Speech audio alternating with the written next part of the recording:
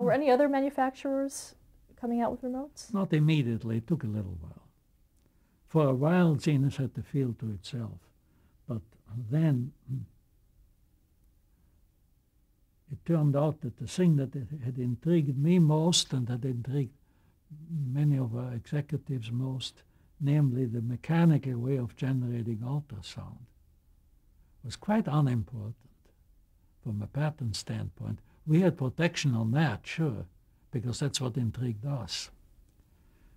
Such protection as we had on the rest of the system was lousy. So by using an electronic transmitter, in other words, in those days where transistors were already available, single transistors, just becoming available, I think 1954 was the first time we could buy them. So they were not yet in any way generally used in television sets.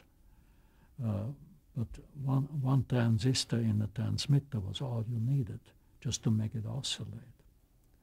And somebody designed, I don't know who it was, a reasonably efficient little gadget that worked like a loudspeaker except for 40 kilohertz.